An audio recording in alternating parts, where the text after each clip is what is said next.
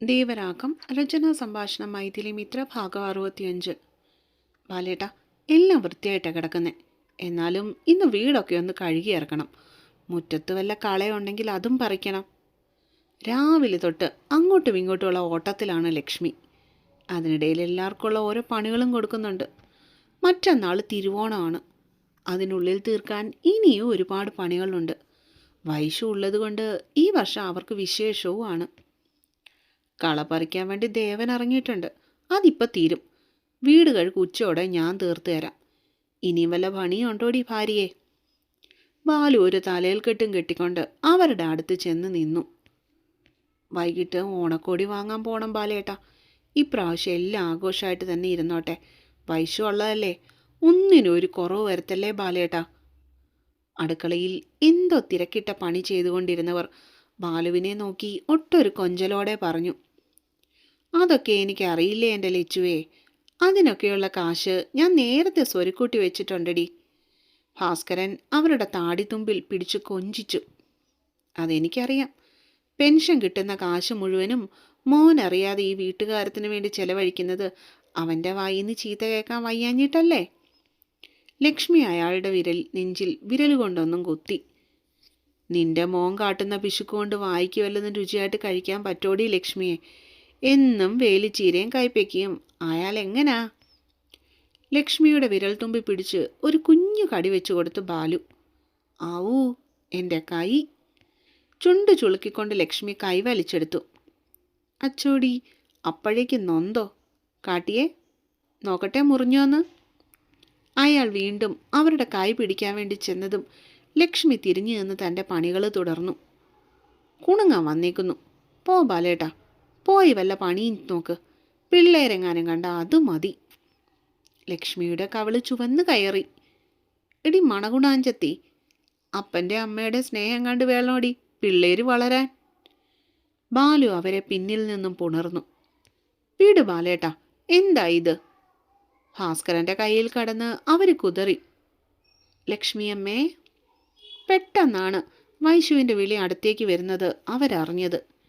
വൈശാഖി അകത്തേക്ക് കയറി വരുന്നതിന് മുൻപേ തന്നെ ബാലു ലക്ഷ്മിയിൽ നിന്നും അകന്നു നിന്നിരുന്നു. എന്താ മോളെ? മുഖത്ത് പടർന്ന വിയർപ്പുതുള്ളികളെ സാരിത്തുമ്പിൽ ഒപ്പിയെടുത്തുകൊണ്ട് ലക്ഷ്മി തിരിഞ്ഞു നിന്നു. ലക്ഷ്മിയമ്മേ, സാറിൻ്റെ റൂം ഒഴിച്ച് ബാക്കി എല്ലാവരുടെയും മുറികൾ ഞാനും വിഷ്ണുവും മുത്തശ്ശിയും കൂടെ അടുക്കി പെറുക്കി വെച്ചിട്ടുണ്ട്. ഇനി കഴുകിയാൽ മതിയാവും. അവൾ പാതകത്തിലിരിക്കുന്ന ജഗ്ഗിലെ വെള്ളം ഒരു ഗ്ലാസ്സിലേക്ക് പകർന്നുകൊണ്ട് പറഞ്ഞു. ആ സമയം അവളുടെ മുഖത്തെ ഭാവങ്ങളും സംസാര രീതിയും ആ വീട്ടിലെ ഒരു കാരണവത്തിയെപ്പോലെ തോന്നിപ്പിച്ചു. അത് ഞാനിപ്പോൾ ശരിയാക്കി തരാലോടി വൈശു കൊച്ചേ. ബാലു അപ്പോൾ തന്നെ അതും പറഞ്ഞുകൊണ്ട് നേരെ അടുക്കള മുറ്റത്തേക്ക് ഇറങ്ങി പോകുന്നത് കണ്ടു. മോള് പോയിരുന്ന് ഇനി കുറച്ചു നേരം റെസ്റ്റ് എടുത്തോ. വേണ്ടാന്ന് പറഞ്ഞിട്ട് ഇത്രയും നേരം പണിയല്ലായിരുന്നോ? ലക്ഷ്മി അവളെ കരുതലോടെ ശാസിച്ചു. ഇതൊക്കെ ഒരു രസമല്ലേ ലക്ഷ്മിയമ്മേ? നമ്മുടെ വീട്ടിലെ പണി നമ്മൾ ചെയ്യുന്നതിന് എന്താ കുറ്റം? വൈശാഖി കയ്യിലിരുന്ന ഗ്ലാസ്സിലെ വെള്ളം വേഗത്തിൽ കുടിച്ചു തീർത്തു. എന്നിട്ട് ബാലു പോയ വഴിയെ ഇറങ്ങിപ്പോയി. പെണ്ണിൻ്റെ വാക്കുകൾ കേട്ട് നിന്ന ലക്ഷ്മിയുടെ കണ്ണും മനസ്സും ഒരുപോലെ നിറഞ്ഞു പോയിരുന്നു. എൻ്റെ ദേവൻ്റെ പെണ്ണായിട്ട്, ഞങ്ങളുടെ മോളായിട്ട് ഈ പൊന്നിനെ ഞങ്ങൾക്ക് ഇങ്ങി തന്നേക്കണേ ഈശ്വര. ആ ഒരു നിമിഷം ലക്ഷ്മി ആത്മാർത്ഥമായിട്ട് ആഗ്രഹിച്ചു പോയി. വീട് കഴുക്കും മുറ്റം വൃത്തിയാക്കലൊക്കെ കഴിഞ്ഞപ്പോഴേക്കും മണി 2 കുളിയും തേവാരവും ഉച്ചയൂണൊക്കെ കഴിഞ്ഞപ്പോഴേക്കും മണി 3. ദേവാ, വൈകിട്ട് എല്ലാവർക്കും കൂടി ടൗണിൽ വരെ ഒന്ന് പോണം. കഴിപ്പും കഴിഞ്ഞ് ഹാളിലിരുന്ന് TV കാണുന്നവൻ്റെ അരിയിലേക്ക് ഭാസ്കരൻ ചെന്നു. എന്താ? സ്ക്രീനിൽ നിന്നും മുഖം ഉയർത്താതെ തന്നെ ചെക്കൻ തിരക്കി. ഓണം ഇങ്ങെത്തി. എല്ലാവർക്കും തുണി എടുക്കണ്ടേ? ഈ വട്ടം വൈശുവും കൂടെ ഉള്ളതാ, അത് ഓർമ്മ വേണം. പൊതുവെ അർക്കീസായ ചെക്കൻ പതിവ് പോലെ എന്തെങ്കിലും മുട്ടിപ്പോക്ക് ന്യായം പറഞ്ഞുകൊണ്ട് വരുമെന്നുള്ള പേടിയിൽ അയാൾ വൈശുവിൻ്റെ പേര് ആദ്യമേ തന്നെ എടുത്തു പറഞ്ഞു. ടൗണിലെ ഏത് കടയാ? എന്തിനാ ഓണക്കോടി? ഇവിടുള്ളത് ഏതേലും എടുത്തിട്ടാ പോരെ എന്നുള്ള പതിവ് ചോദ്യം പ്രതീക്ഷിച്ചു നിന്ന ഭാസ്കരന് അവൻ്റെ മറുപടി കേട്ട് കണ്ണു തള്ളി നിന്നുപോയി. ഏതേലും മതി. ഭാസ്കരൻ്റെ മുഖത്ത് 100 വാട്ടിൻ്റെ വെളിച്ചം. ആ, പോകാം. നേരത്തെ പറഞ്ഞേക്കുക, വലിയ മോളിലേക്കെങ്ങാനും ആണെങ്കിൽ പറ്റത്തില്ല. ചെക്കൻ കടുംപിടുത്തം പിടിച്ചു. അയ്യോ, മോളിലൊന്നും നമുക്ക് പോകണ്ട. ടൗണിൽ വേറെ എന്തോരം കടകളുണ്ട്. അയാൾ അനുനയത്തിൽ സംസാരിച്ചു. 4 മണി കഴിഞ്ഞു പോകാം. എല്ലാവരോടും അപ്പോഴേക്കും ഒരുങ്ങി നിൽക്കാൻ പറഞ്ഞേക്ക്. TV നിർത്തി മുറിയിലേക്ക് പോകുന്നതിനിടയിൽ മഹാദേവൻ നിർദ്ദേശിച്ചു. ശരിയടാ. ഒരു വലിയ കടമ്പ കടന്നു കിട്ടിയതിൻ്റെ സന്തോഷത്തിൽ ഭാസ്കരൻ തൻ്റെ മുറിയിലേക്ക് നടന്നു. 4 എല്ലാവരും ഒരുങ്ങി നിന്നിരുന്നു. എടാ, നമ്മൾ മൊത്തം 6 പേരുണ്ട്. നിന്റെ ചെറിയ കാറിൽ ഇത്രയും പേര് കൊള്ളുവോ? വൈശുവിൻ്റെ വണ്ടി കുറച്ചുകൂടെ വലുതല്ലേ? നമുക്കെല്ലാവർക്കും കൂടി അതിൽ പോകാം. മഹാദേവൻ തൻ്റെ മുറിയിൽ നിന്ന് ഒരുങ്ങി പുറത്തേക്ക് വന്നതും ഭാസ്കരൻ മുൻകൂറായിട്ട് പറഞ്ഞു. ആ. എന്തോ ചെക്കൻ അപ്പോഴും എതിരൊന്നും പറഞ്ഞില്ല. ബാലുവാണ് വണ്ടി എടുത്തത്. കോ ഡ്രൈവിംഗ് സീറ്റിൽ മഹാദേവൻ ഇരുന്നു. പത്മവും വിഷ്ണുവും ലക്ഷ്മിയും വൈശുവും കൂടെ പിന്നിലും. ടൗണിലെ ഒരുവിധം വലിയ കടയുടെ മുൻപിലാണ് ഭാസ്കരൻ കൊണ്ട് വണ്ടി ചെന്ന് നിർത്തിയത്. ഇവിടെ എന്തിനാ നിർത്തിയേ? നല്ല വിലയാവില്ലേ? ആ ഷോപ്പിൻ്റെ തൊട്ടരികിലായിരിക്കുന്ന ചെറിയ ജൗളിക്കടയിലേക്കായിരുന്നു മഹാദേവൻ്റെ കണ്ണുകളപ്പോൾ. എൻ്റെ പൊന്ന ദേവ, ആ കടയിൽ ഒരു സെലക്ഷനും ഇല്ല. ആ വൈശുകൊച്ചിന് പറ്റിയത് വല്ലതും ആ കടയിൽ കാണുമോ? ഭാസ്കരൻ മുഖത്ത് ഒരു ചിരി വരുത്തിക്കൊണ്ട് മറുപടി നൽകി. മഹാദേവൻ എന്തുകൊണ്ടോ ഒന്നും മിണ്ടിയില്ല. ഡോറ് തുറന്നിറങ്ങുന്നത് കണ്ടു. വൈകാതെ തന്നെ എല്ലാവരും കൂടി കടയിലേക്ക് കയറി. ആദ്യം തന്നെ പത്മത്തിനുള്ള സെറ്റും മുണ്ടുമാണ് എടുത്തത്. കൃഷ്ണനും മയിൽപീലിയും ഓടക്കുഴലും ഒക്കെ പ്രിൻ്റ് ചെയ്ത ഭംഗിയുള്ള സെറ്റുമുണ്ട്. പത്മാവതിക്ക് അത് കണ്ടപ്പോൾ തന്നെ പെരുത്തിഷ്ടമായി. വില നോക്കിയപ്പോൾ 1200 രൂപ. അത് കണ്ടതും അവരുടെ മുഖം പൊടുന്നനെ മ്ലാനമായി. എടുത്തോ അമ്മേ, അമ്മയ്ക്ക് ഇഷ്ടപ്പെട്ടതല്ലേ? ലക്ഷ്മി അത് കയ്യിലെടുത്ത് പിടിച്ചു. ഇഷ്ടപ്പെട്ടതൊക്കെ തന്നെയാ. നീ അതിൻ്റെ വില കണ്ടോടി കൊച്ചേ, ഇത്തിരി കൂടുതലല്ലേ? ഇതെങ്ങാനും നിന്റെ മോൻ കണ്ട അത് മതി. ഈ കോടി ഉടുപ്പിച്ച് എന്നെ വാഴയിലയിൽ കിടത്തും. പത്മം അതിനിടയിൽ മഹാദേവനെ അവിടെ തിരഞ്ഞു. ഇത്തിരി മാറി ഡിസ്പ്ലേയിൽ വെച്ചിരിക്കുന്ന ഒരു ചുരിദാറിൻ്റെ വില നോക്കി കണ്ണു മഞ്ഞളിച്ച് നിൽക്കുകയായിരുന്നു ചെക്കനപ്പോൾ. എൻ്റെ പൊന്നമ്മേ, ഇഷ്ടമായെങ്കിൽ അതെടുത്തോ. ഇവിടെ ആരും ഒന്നും പറയാൻ ഞാൻ നോക്കിക്കോളാം. അടുത്തു നിന്ന ബാലു പത്മത്തിൻ്റെ തോളിൽ മെല്ലെ ഒന്ന് തട്ടി. പത്മാവതിക്ക് സന്തോഷമായി. അവരത് തന്നെ ഉറപ്പിച്ചു.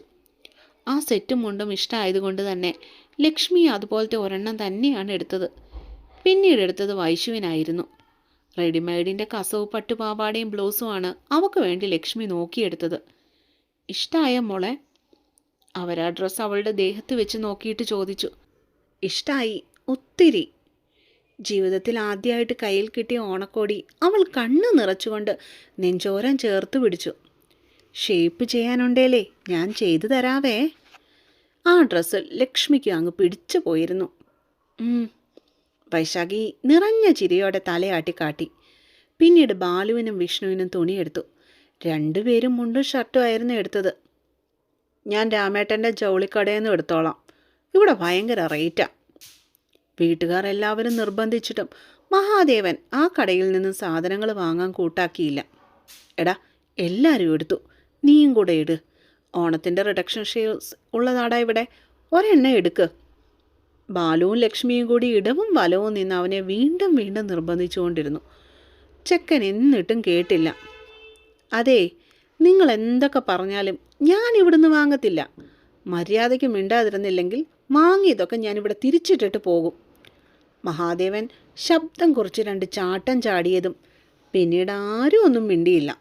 പക്ഷേ ഭാസ്കരൻ ബില്ലടയ്ക്കാൻ വേണ്ടി ക്യാഷ് കൗണ്ടറിലേക്ക് ചെല്ലുന്നതിന് മുൻപേ തന്നെ മഹാദേവൻ അങ്ങോട്ടേക്ക് ചെന്ന് ബില്ല് മൊത്തം അടച്ചിരുന്നു. എല്ലാവരെയും പുറത്തേക്ക് ഇറങ്ങിയതും വൈശാഖിയും ബാലുവും ദേവൻ അറിയാതെ ബില്ലിങ്ങിലേക്ക് ചെന്നു. അവനായി വാങ്ങിയ ഷർട്ടിൻ്റെയും മുണ്ടിൻ്റെയും പൈസ അടയ്ക്കുവാൻ വേണ്ടി. ഒരെണ്ണം കൊണ്ടുപോയി കൊടുത്തതിൻ്റെ ക്ഷീണം ഇതുവരെ മാറിയിട്ടില്ല. നിനക്ക് കിട്ടിയതൊന്നും പോരേടി. ക്യാഷ് എണ്ണിക്കൊടുക്കുന്നതിനിടയിൽ ഭാസ്കരനിൽ നിന്നും ചോദ്യം വന്നു. അതിന് ഞാനല്ലല്ലോ ഈ ഷർട്ട് സാറിന് കൊടുക്കുന്നത്, ബാലു അല്ലേ? കൗണ്ടറിൽ നിന്നും കവർ വാങ്ങിക്കൊണ്ട് അവൾ ചിരിച്ചു. ഭാസ്കരൻ അവളെ നോക്കി കണ്ണുരുട്ടിയപ്പോൾ പുറത്തേക്ക് ഇറങ്ങിയതും നേരെ ഇരുട്ടിയിരുന്നു. അവരെല്ലാവരും കൂടി പാർക്കിങ്ങിൽ കിടക്കുന്ന വണ്ടിയിലേക്ക് കയറി. എടാ, വീട്ടിൽ ചെന്ന് ഇനി വെച്ചുണ്ടാക്കണ്ടേ? വല്ലതും കഴിച്ചിട്ട് പോകാം.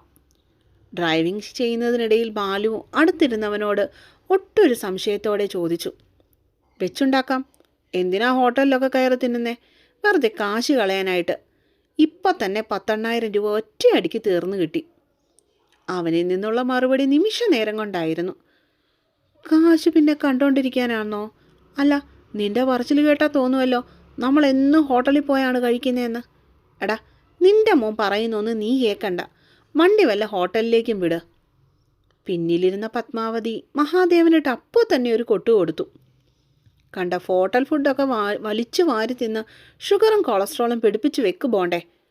പെട്ടെന്ന് എൻ്റെ മുത്തശ്ശൻ്റെ അടുത്തേക്ക് പോകാനുള്ളതാ. ചെക്കൻ അവരെ തിരികെ പുച്ഛിച്ചു. ഇവിടുന്ന് വീട്ടിലേക്ക് പോകാൻ കുറഞ്ഞ അരമണിക്കൂറെങ്കിലും എടുക്കും. വൈശുവിനും വിഷ്ണുമോനും നല്ലപോലെ വിശക്കുന്നുണ്ട് ദേവ. വീട്ടിൽ ചെന്ന് വല്ലതും ഉണ്ടാക്കി കഴിക്കുന്നത് വരെ അവർ വിശന്നിരിക്കുമെന്ന് എനിക്ക് തോന്നുന്നില്ല. ഭാസ്കരൻ ഒട്ടൊരു തന്മയത്തോടെ കാര്യങ്ങൾ അവതരിപ്പിച്ചു.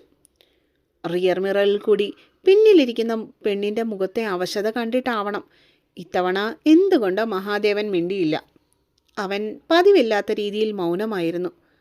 ദേവൻ്റെ മൗനം സമ്മതമായി കണ്ട് ബാലു ഒരു ഹോട്ടലിന് നേർക്ക് വണ്ടി തിരിച്ചു.